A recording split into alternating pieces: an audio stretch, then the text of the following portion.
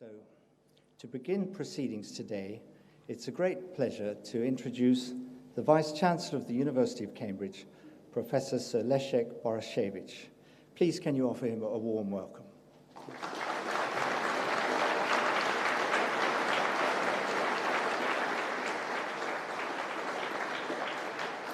Well, ladies and gentlemen, it's such a privilege and a pleasure to be able to say welcome to this fantastic symposium on gravity and black holes.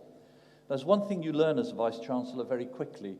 It is very difficult to welcome people to themes that are not your own. But this has been made such a universal issue by the work of Stephen Hawking. It makes it very easy to welcome you all to what's going to be an absolutely fascinating afternoon. I'm not going to say much about Stephen because, quite honestly, what can you say about the most famous scientist in the world, except to say that on behalf of the university, may I be the first to wish you a very happy birthday and to thank you for all the work that you have done and the association that you have had with this university over many years. Thank you so much, Stephen, for all that you have done.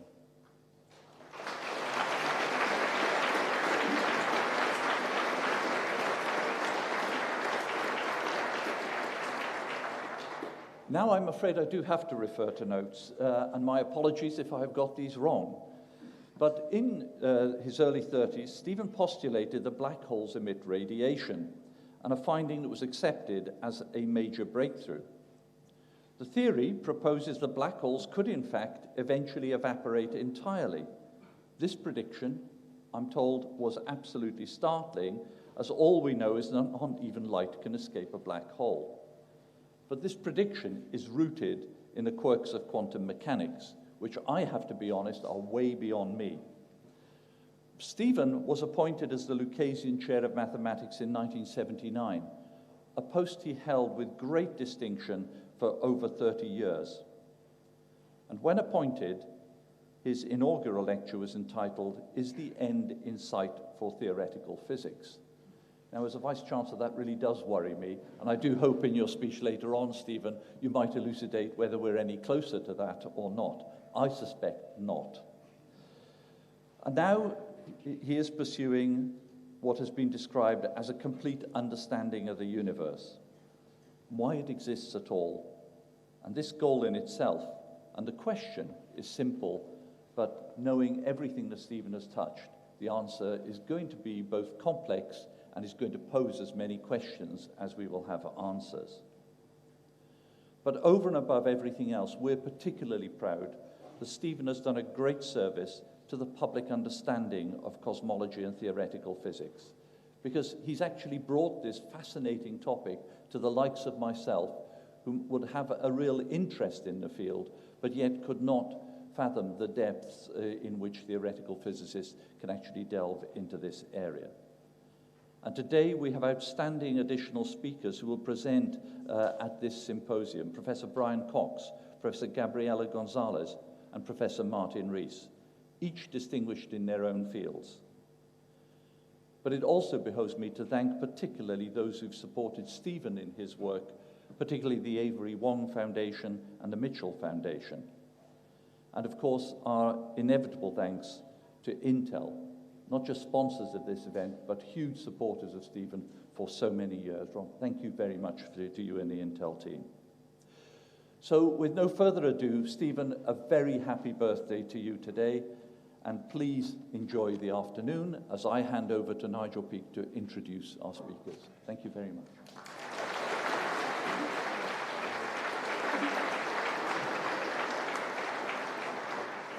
Well, thank you. I have the great honour of being head of the Department of Applied Mathematics and Theoretical Physics, and of course we're here today to honour our greatest colleague. So the first speaker is, of course, one of the nation's best known and favourite scientists. Brian Cox is Professor of Theoretical Physics at the University of Manchester and works on the ATLAS experiments in the Large Hadron Collider at CERN. His television series, including The Wonders of the Solar System, The Wonders of the Universe, and Forces of Nature, and his books, including Why Does E Equal MC Squared and The Quantum Universe, are of course hugely popular and have brought physics to millions. In recognition of all of this, he's won many awards, including the Michael Faraday Prize of the Royal Society and the Kevlin Prize of the Institute of Physics. So will you please give a very warm welcome to Brian Cox.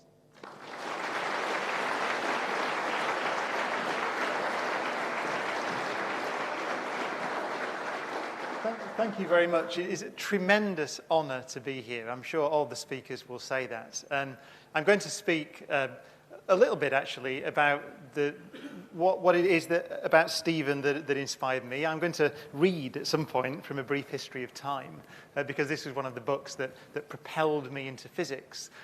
Cosmology itself, I think, it's one of the great recruiting sergeants, if you like, into physics. It is endlessly fascinating for the public. I think one of the reasons for that is that it's philosophically challenging as well as scientifically interesting. It challenges us to think very carefully about our position in the universe. In a way, I think that photographs of the Earth, such as this one, challenge us. Cosmology's challenge is intellectual, but we know what the physical challenge of photographs like this, posing questions, I think, about our physical insignificance in the universe can do. In this case, I often think that these pictures are paradoxical in their behavior, because certainly from an astronaut's perspective, you read the quotes of the astronauts, the things that astronauts say when they see the Earth from a distance, and somehow the further away they get from our planet and the smaller it looks in the universe, the more valuable it appears to them. And there's a great quote from this mission, the Apollo 8 mission, the great famous photograph of Earthrise from Frank Borman. He said, when you're finally up at the moon looking back on Earth, all those differences in nationalistic traits are pretty well going to blend, and you're going to get a concept that maybe this really is one world, and why the hell can't we learn to get to live together like decent people, which was Frank Borman's reaction to this photograph. I think cosmology challenges us in a similar way, although one of my favorite authors, John Updike, famously said that astronomy is now what we have instead of theology. The terrors are less, but the comforts are nil. So that's a rather more dark view of our position in the universe. What is our position? What is our place in space?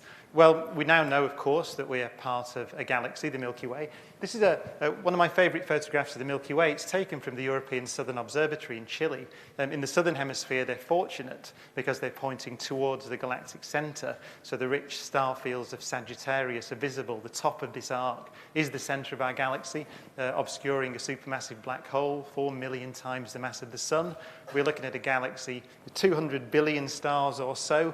We now know that most of those, if not the overwhelming majority, have solar systems. The current number for the estimate for the number of Earth-like planets in that galaxy, that's rocky planets, the right distance from their star to potentially support oceans on the surface, is of order 20 billion. So we're speaking about, in terms of 1 in 10 stars in the Milky Way having a potentially Earth-like planet around it. Now, we can't, of course, see the structure of a typical galaxy from within. We have to step outside.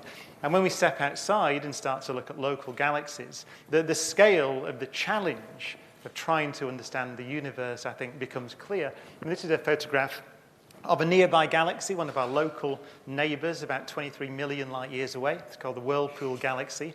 You can see this, actually, with a relatively small telescope, a 4 or 5 inch telescope. But the scale of the photograph is challenging. It's about 100,000 light years across, which means light traveling 186,000 miles a second takes of order 100,000 years to cross this photograph. It's also interesting because it's a photograph of an interacting galaxy. So the little yellow blob there on the right is a smaller dwarf galaxy, which is distorting the spiral arm, causing increased rates of star formation in that arm. So although the galaxies are relatively sparsely distributed across the universe, they're not so sparsely distributed that they don't interact with each other. Step out again, and we face the large-scale structure of the universe. This is a visualization of real data. It's a visualization of the Sloan Digital Sky Survey, which is a project to map the positions of relatively local galaxies in the universe. So although in this animation the points are exaggerated so you can see them, the distribution of the points is correct. So this is a fly-through of the local universe. And you see, at first sight, it just looks like a snowstorm, a random distribution of galaxies. But in fact, it isn't entirely random, or it's random in a very particular way. I think Martin Rees will talk a little bit about this later on. But when you look more closely, you see that there are sort of rivers and flows of galaxies. There are voids where there are fewer galaxies and areas where the distribution of galaxies is more dense. And that is indeed telling us something about the formation of the galaxies, the processes that seeded the distribution of galaxies in the sky. And that's telling us something about events that happened very much closer to the origin of the universe when there were no galaxies. And again, I think Martin Rees will talk about that distribution a little bit later on.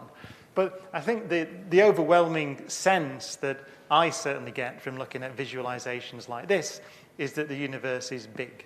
The current estimate for the number of galaxies, large and small, in the observable part of the universe is around 2 trillion. And it seems to increase every few years when more data comes in. But if you think about even the observable piece of the universe containing 2 trillion galaxies, I think the ambition of cosmology becomes clear, the ambition to understand where all that came from and how those structures emerged in the universe is a tremendous one. So what are we to make of our position? As I said at the start, I think cosmology is a philosophically challenging science because it challenges us to think about our place in the universe. One thing we can say is, notwithstanding the size and scale of the universe, the Earth currently is a special place, albeit physically insignificant, because it's the only place we know of in the universe that supports life. Now, we strongly suspect that it will not be the only place in a typical galaxy like the Milky Way to support life. But what do we know about the possibility that civilizations themselves are rare? What do we know about the distribution of civilizations? Places where, as Richard Feynman said, atoms can contemplate atoms in the universe. Feynman actually, I brought a few books along. I just thought let me just read. I wasn't going to do this, but Feynman wrote a beautiful poem about that idea. Feynman wasn't a known poet, although a great physicist. But I rather like this. He's talking about the emergence of life onto the land and the emergence of a civilization. He says, "Out of the cradle onto dry land, here it is standing. Atoms with consciousness, matter with curiosity. Stands at the sea, wonders at wondering. I, a universe of atoms, an atom in the universe." He's powerfully, I think, drawing attention to this strange natural phenomena that we are, which is atoms that can contemplate atoms, structures that operate according to the laws of nature and yet can think about our place in the universe.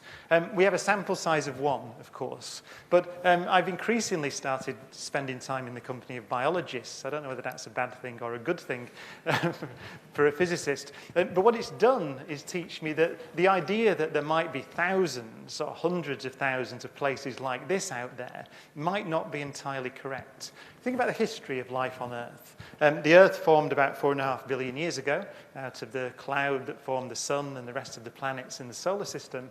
And what we do know is for the first 500 million years or so, the Earth did not support life. It's called the Hadean epoch. It's a time when there were no oceans on the surface. The Earth was too violent a place to support oceans, and therefore it was a dead world. But what we do know is that pretty soon after the Earth cooled down and the oceans formed, so around 4 billion years ago or so, life began. The transition from geochemistry to biochemistry happened here on the Earth. And given that that happened pretty much as soon as the oceans formed, I think many biologists suggest there may be a sense of inevitability about the origin of life. We will test that, I think, in our solar system in the next few years by looking for life subsurface on Mars, life on the moons of Jupiter or Saturn that have oceans below the frozen surfaces. So it's a testable hypothesis. But I think that a guess may be that simple life, at least, may be relatively common throughout the universe. The thing is, though, when you ask the question that Feynman is asking there, how many places does that simple life go on to begin to contemplate the universe? Well, then the history of life on Earth may have something to tell us. See, if you ask the question, when, after the origin of life 4 billion years ago, when did complex life appear? Then you have to wait essentially 3.5 billion years. You have to look to only 500 million years ago or so for any evidence of complex life on Earth. Before that, you just get single-celled organisms. This is a photograph of structures called stromatolites, like those found off the western coast of Australia, single-celled colonies of photosynthetic bacteria at best.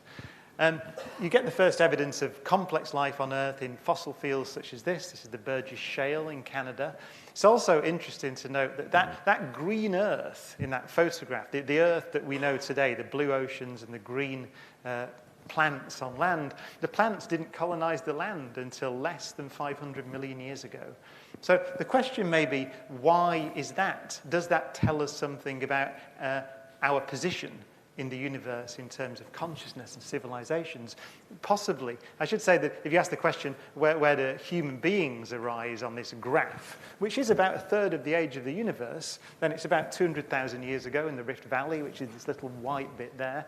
And then the civilization itself, that's human beings, about 10,000 years ago, which you can't even see on this projector, but it's that little thin yellow line, a tiny sliver of the history of life on Earth. Biologists point to some things that may have happened in that evolutionary journey, or that journey from the single-celled origin of life through to complex life and civilizations that may be bottlenecks. One, for example, it's often called the fateful encounter hypothesis, is the origin of the eukaryotic cell, the cells out of which we and all complex living things on the planet are made. That appears to have happened once in something called a fateful encounter in an ocean about 2.5 billion years ago, when one cell got inside the other one, which is difficult to understand how that could happen and continue to live, but it seems to have done so. In particular, a bacterium seems to have got inside an archaean. But then, not only did that thing survive, but even more miraculously managed to reproduce and perpetuate that configuration. That seems to be a very unlikely thing. Without that single event, at some point 2.5 billion years ago, it is likely there would be no complex life on Earth today. So the question arises, well, on how many worlds, not only did life begin, which, as I've said, the suggestion may be on many, but on how many did that life become complex, let alone develop consciousness and build a civilization? Well, I was talking to a friend of mine at Manchester, a biologist, and I showed this picture in a talk I was giving, which is, I don't know if you can see it, but it's a beautiful photograph of the Milky Way. It was, again, put together by the European Southern Observatory, actually, from photographs all around the Earth. So this is the whole sweep of the Milky Way across the sky. And he looked at that and said, in that galaxy, I think, at best, there is only slime. That was his view as a biologist looking at the history of life on Earth. If that's true, then it puts our insignificance, I think, in a very different perspective.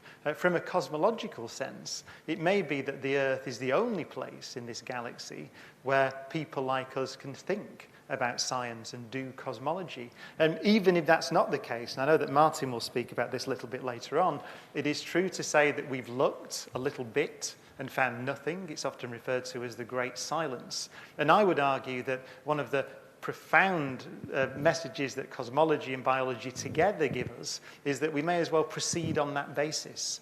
If we proceed on the basis that perhaps we're the only civilization currently present in that galaxy, then I think we may behave a little bit differently to the way we do today. So that's a perspective, I think, that biology, when merged together with cosmology, can give us. Cosmology itself, though, as I said at the start, it's challenging us to think about origins and evolution of the universe. In order to do that, we need more than observation. We need a theoretical framework. The theoretical framework, I'm aware that I'm speaking to an audience which is almost half general relativists and cosmologists, is Einstein's theory of general relativity, published in 1915. I often reflect on the fact that it's an unusual thing, or a surprising thing at first sight, that a theory that's developed as a theory of gravity becomes a theory of cosmology. It wasn't designed to be a theory of cosmology initially. And also the motivations for the theory are interesting. And I mentioned at the start that I wanted to refer or read you something from A Brief History of Time, which had a very powerful effect on me. This is a time back in the late 1980s when I was thinking about what I should do. I was a musician at the time. Should I give up the music and go to university and study physics, as I'd always wanted to study astronomy? This book came out, and there's a piece of writing which is about the motivation or one of the first steps to general relativity that's always stuck with me because of the simplicity and the sort of precise nature of the analysis of what goes into in this case, actually thinking about space itself. So the nature of space, and following on from that, the nature of time.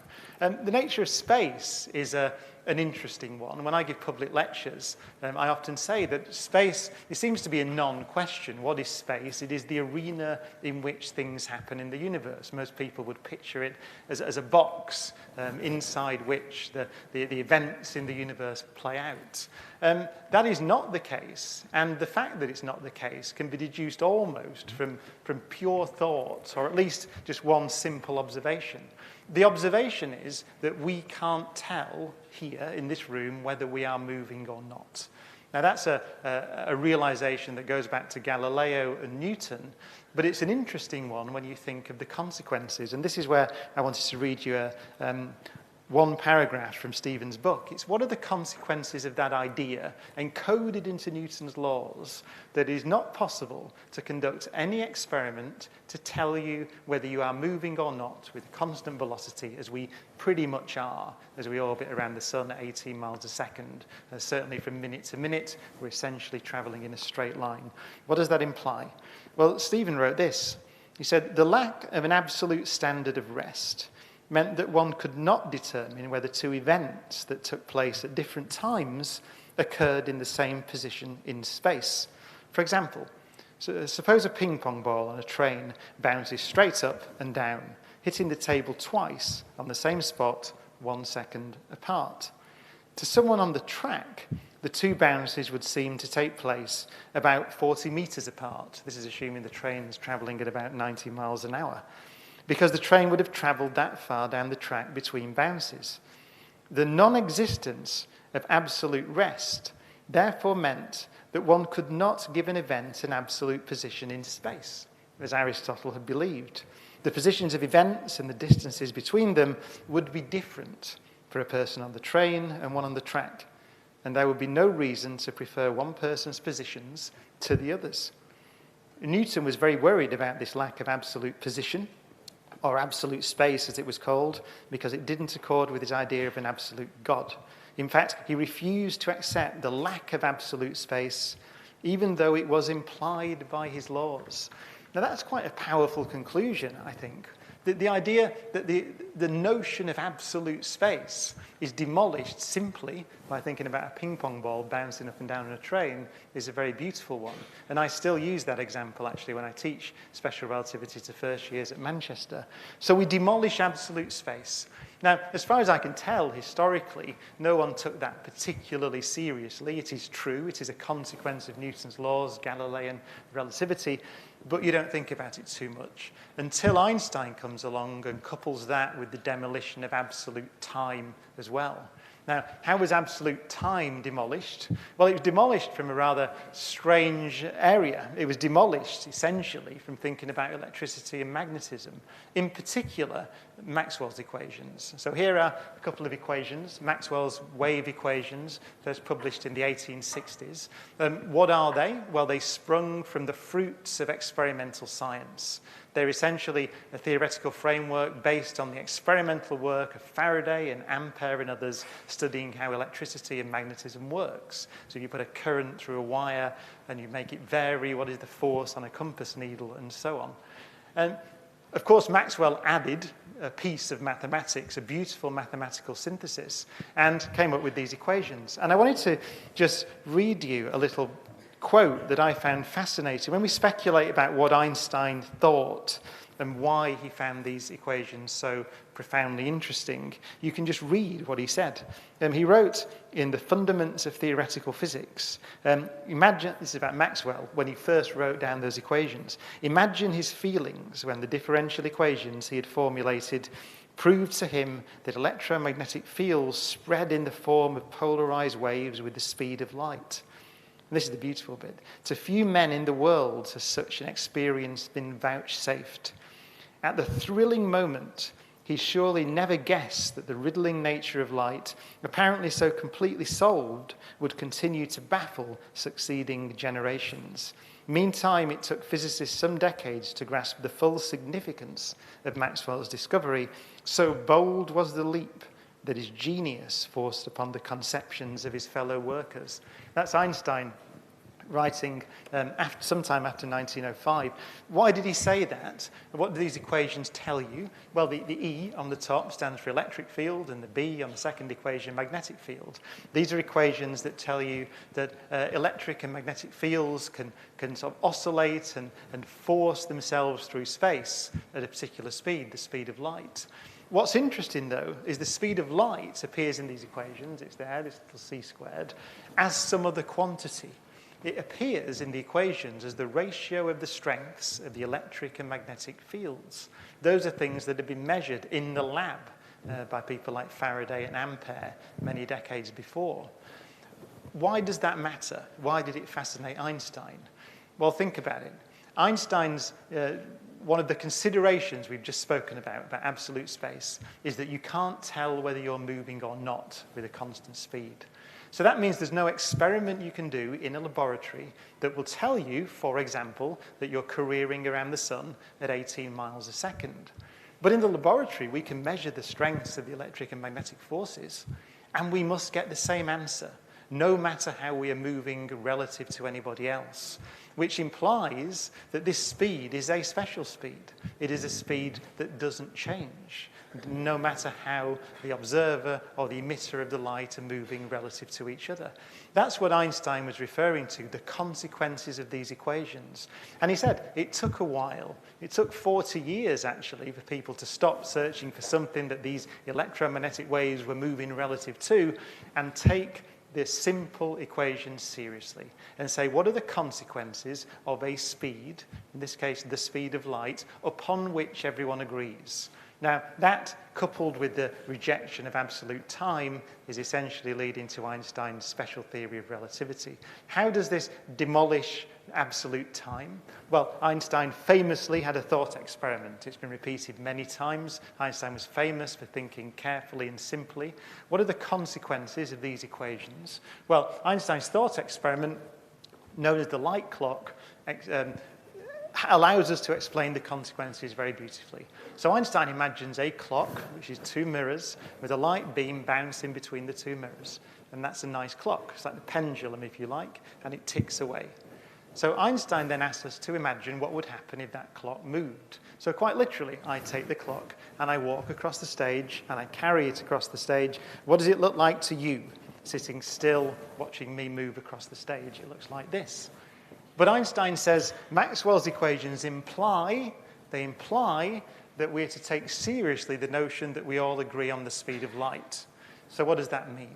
Well, for the stationary clock, you can see that the light follows the blue path. And for the moving clock, it follows the white path. The white path is self-evidently longer than the blue path, but we all agree on the speed. Therefore, it takes light longer to travel up to the mirror and back again for the moving clock than it does for the stationary clock. Therefore, the moving clock runs slow. Now, when I do that, the professionals in the audience probably use this to teach when you teach first years. When I teach first years at Manchester, about half of them think there's a sleight of hand in this argument. They think that I'm somehow pulling the wool over their eyes and there's some trick to it, and they probably go to the pub and debate it for a while and say, what's wrong with this argument? There's nothing wrong with it, of course. It is true. Moving clocks do run slow, and that implies there's no such thing as absolute time either, because clocks that are moving relative to each other experience experience, well, from the perspective of each different clock, experience different passages or different rates of passage of time. So you demolish absolute space by simply thinking, and you demolish absolute time from experiment initially, and then by thinking about the consequences. What do you replace them by? Well, this is the foundation of everything we're going to talk about today, Einstein's theory of general relativity and special relativity. This is a quote from Hermann Minkowski, Einstein's colleague, who worked closely on the idea of space-time. This is a quote from 1908. And he says here, "The views of space and time which I wish to lay before you have sprung from the soil of experimental physics." That's referring directly to Maxwell's equations, I think. And therein lies their strength. They are radical. Henceforth, space by itself and time by itself are doomed to fade away into mere shadows, and only a kind of union of the two will preserve an independent reality. He's referring to this idea that we've replaced the common sense notions of absolute space and absolute time with this thing, space-time, often referred to as the fabric of the universe. I can draw it here quite suggestively. It is often pictured as a fabric, and here I've drawn it with the Earth curving and warping that fabric. And this is the leap, essentially. You get special relativity in 1905, which makes this merger of space and time demanded, as Einstein said, by taking Maxwell's equations seriously. In 1915, Einstein publishes general relativity, which is simply the idea that this fabric of space and time can be warped and curved by the presence of, in this case, matter or energy in the universe. Now, that is Einstein's explanation for the force of gravity. You'll see much more of that, I think, in Gabby's talk next, about gravitational waves, waves in the fabric of the universe. But I just wanted to make the link between this and the way that Einstein's theory of gravity, essentially the idea is that things move in straight lines through this curved space, and that's what you get. For example, a planetary orbit. So Einstein applied this very famously to the orbit of Mercury shortly after he published the theory, calculated the straight line through that curved space, curved by the presence of the Earth, the Sun in this case, and got a better description of Mercury's orbit than Newton's. So whatever you think about the model of gravity being something to do with the curvature of the fabric of the universe, it is a better model than Newton's, a better model of gravity.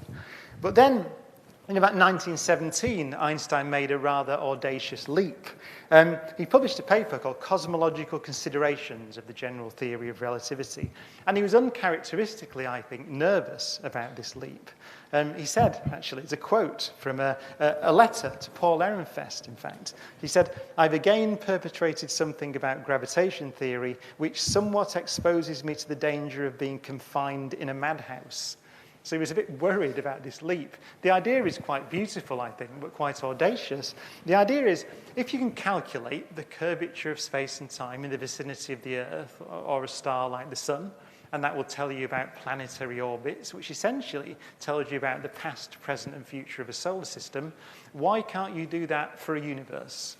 The idea is basically, if you could know or estimate the matter distribution of the universe, then you can stick that into the theory and you can see the shape of the universe in space and time.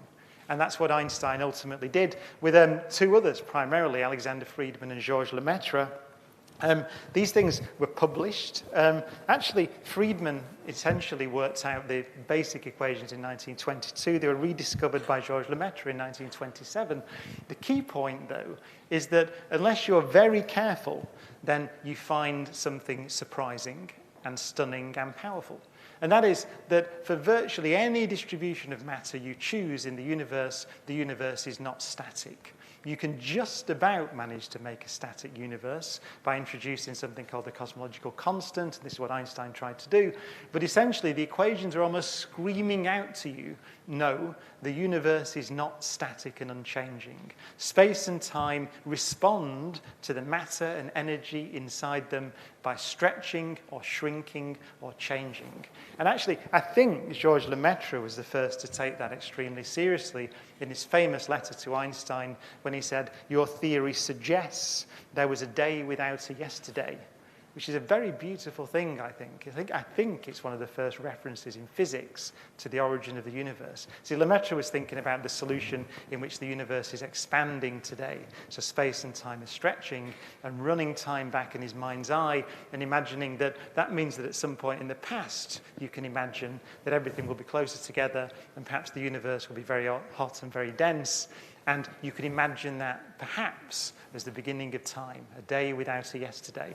And famously, Einstein wrote back to him and said, your mathematics is excellent, but your physics is lousy.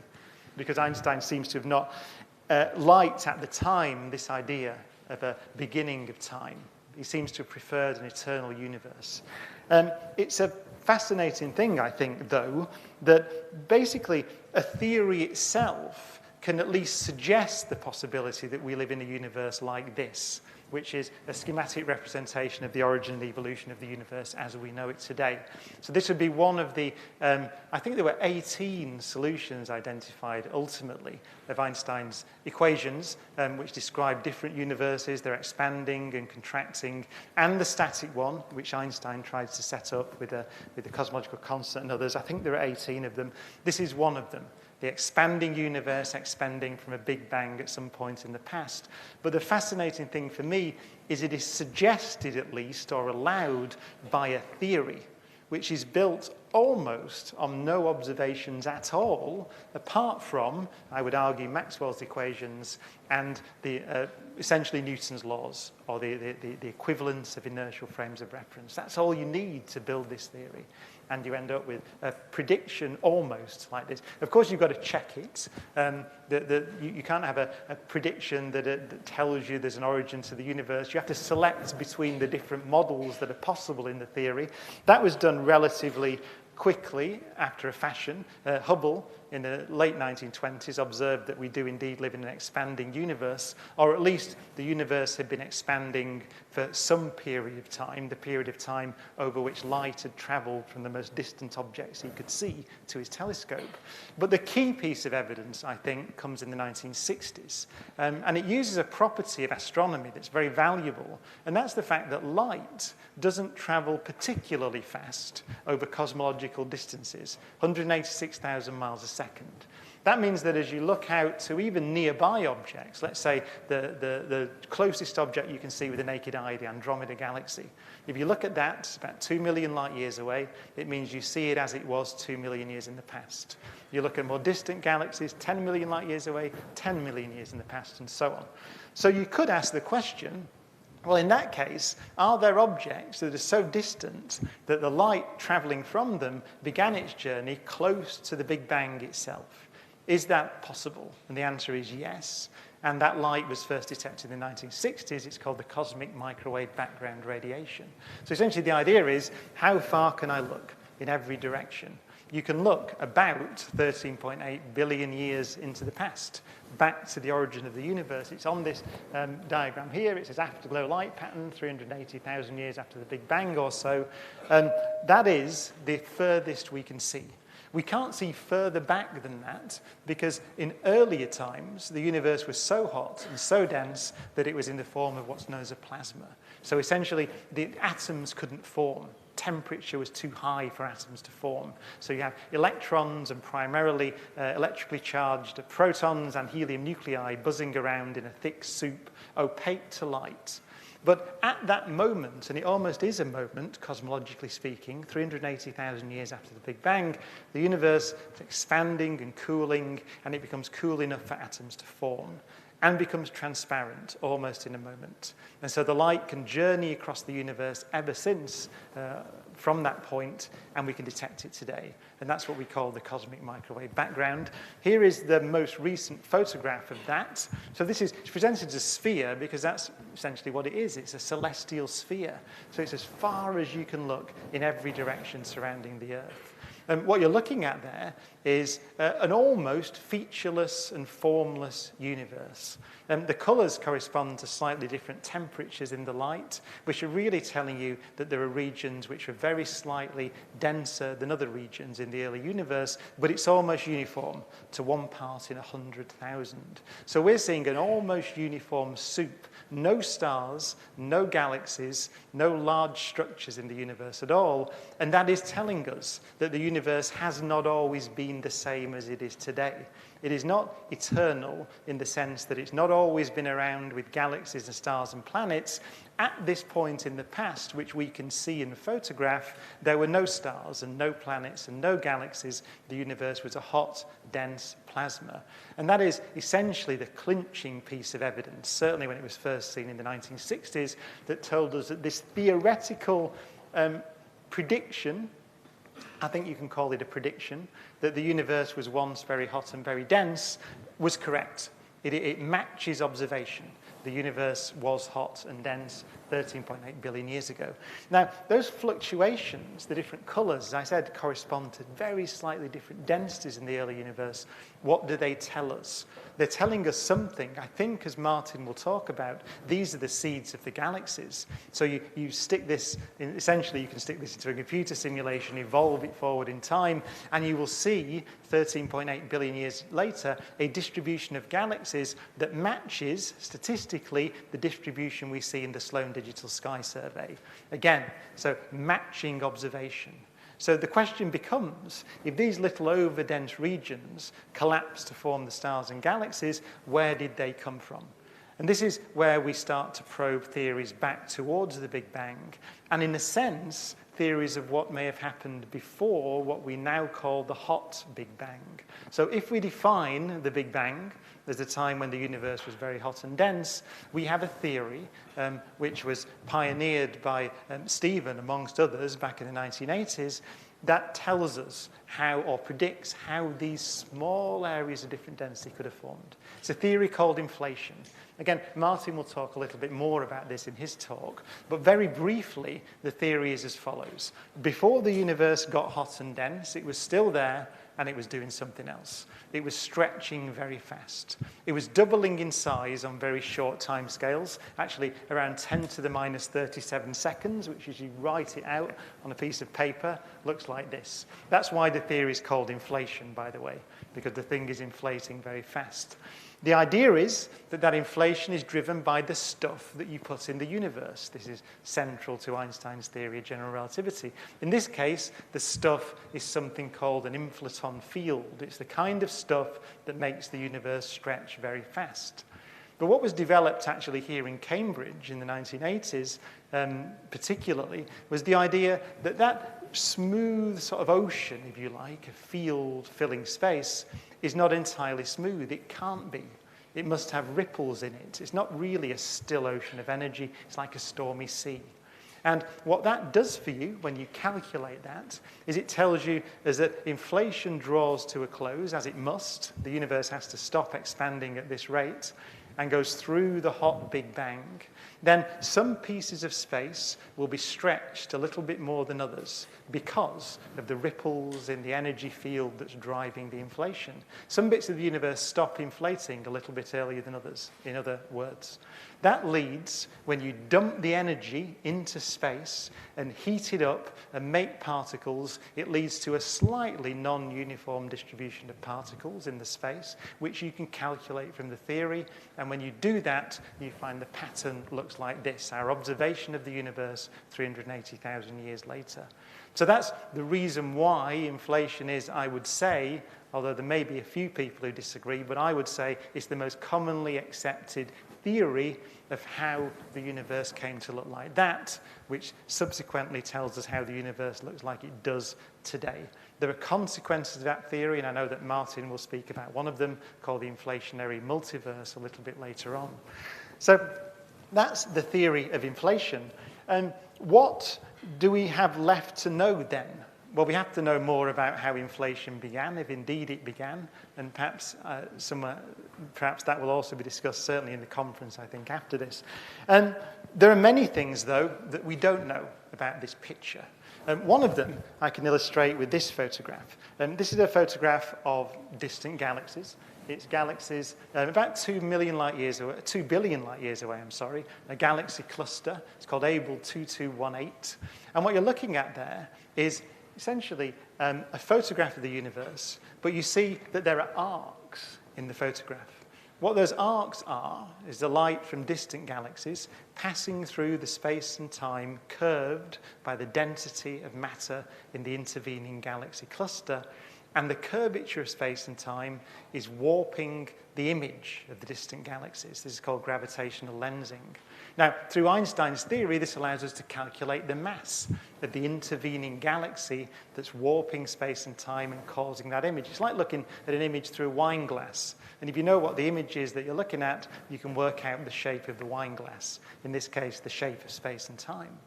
What measurements like this tell us is that there's much more matter in the universe than we can see shining in the stars and the galaxies. Much more, about 5 times as much. So the mass of this intervening galaxy cluster is significantly larger than you would estimate from looking at its luminosity alone. Now that matter, which it presumably is, goes by the name of dark matter. We strongly suspect that that's a form of particle, other than the particles out of which we are made. And this is where cosmology interacts with my field, particle physics. The challenge from cosmologists and astronomers is we think there is evidence for a particle of matter that you have not yet discovered. Can you find it? Well, I think before we turned on the Large Hadron Collider at CERN, we thought that we would find it, and we thought we'd find it pretty soon. We had a series of theories which are built on, not invented, I should say, to explain the nature of this stuff that cosmologists tell us is there, but actually from more fundamental considerations in the theory of particle physics itself. We had theories that there should be a doubling of the number of particles we know of in the universe, theories called supersymmetric theories. And I think most of us strongly suspected we would see that and tie up the answer to this cosmological question, actually posed as far back as the 1930s by observations of the motion of galaxy clusters by astronomers such as Fritz Zwicky. Did we find it? Well, no, we didn't. We built the Large Hadron Collider. We found the Higgs particle, of course, another of the great holy grails of particle physics, which tells us, by the way, about events that happened close to the Big Bang. It tells us that not long after the Big Bang, as the universe expanded and cooled, something condensed out into empty space, something called the Higgs field. And what that does today is, by interacting with the particles of matter out of which we are made, it gives those particles mass. So it's a fundamental part of the origin of structure in the universe. We found that. That is no longer theoretical. It is correct. We found the Higgs particle. But we didn't find, or we haven't found to this date, supersymmetry. And I wanted to show you one little plot, which you're not supposed to read because it's a complete mess, but it's interesting because this is the latest conference publication from the ATLAS experiment at CERN. And what those bars are essentially ruling out different models of supersymmetry, ruling out ideas of what dark matter particles might be. And you see that we're covering a vast amount of the parameter space and saying those particles are not there. So whether dark matter as a particle theory, it will survive this these experimental investigations, I suspect, but it's certainly not what we thought. So I think it's fair to say that still dark matter is one of the great mysteries. There are other ways of searching for it in underground experiments. That's been done as well. But it's certainly true to say that at the moment we have no hint of any candidate for what this mysterious particle may be. If indeed dark matter is a particle, it probably still is, but we would be guessing. But this is a surprising and powerful, I think, example of what experimental physics can do. It can shock you. I wanted to finish by talking about that a little bit, about uncertainty. I read from Richard Feynman's book. The reason I brought it was to really, I think one of the reasons that we're celebrating Stephen's birthday in this way is not only because of his great contribution to academic physics, which is going to be discussed at this conference, but his great contribution to the public understanding of physics.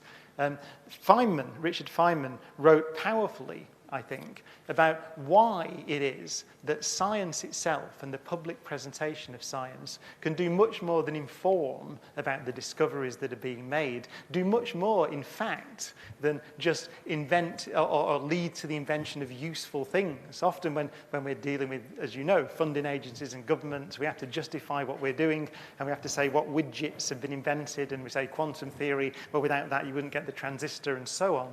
And Feynman, though, I think very beautifully in an essay called The Value of Science, which he wrote back in the mid-50s, said something else. He said, quite surprisingly, the most valuable thing about science is not the things it teaches us about nature or the spin-off technologies, no matter how wonderful they are, whether they be medical technology or penicillin or whatever. It's a state of mind.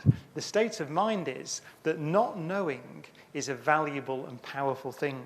And I thought I'd just read you to finish from the last paragraph or so of The Value of Science, where he says this. He says, "What then is the meaning of it all? What can we say to dispel the mystery of existence? Well, if we take everything into account, not only what the ancients knew, but all of what we know today, and they didn't know, and I think we must frankly admit that we do not know. But in admitting this, we have probably found the open channel. This is not a new idea. This is the great idea of the age of reason. This is the philosophy that guided the men who made the democracy that we live under. The idea that no one really knew how to run a government led to the idea that we should arrange a system by which new ideas could be developed, tried out and tossed out if necessary, and new ideas brought in, a trial and error system. This method was a result of the fact that science was already showing itself to be a successful venture at the end of the 18th century. Even then, it was clear to socially minded people that the openness of possibilities was an opportunity, and that doubt and discussion were essential to progress into the unknown. If we want to solve a problem that we have never solved before, we must leave the door to the unknown ajar. We are at the very beginning of time for the human race. It's not unreasonable that we grapple with problems, but there are tens of thousands of years in the future. Our responsibility is to do what we can, learn what we can, improve the solutions, and pass them on. It is our responsibility to leave the people of the future a free hand. In the impetuous youth of humanity, we can make grave errors that can stunt our growth for a long time. This we will do if we say we have the answers now, so young and ignorant as we are. If we suppress all discussion, all criticism, proclaiming, this is the answer, my friend, man is saved, we will doom humanity for a long time to the chains of authority, confined to the limits of our present imagination. It's been done so many times before.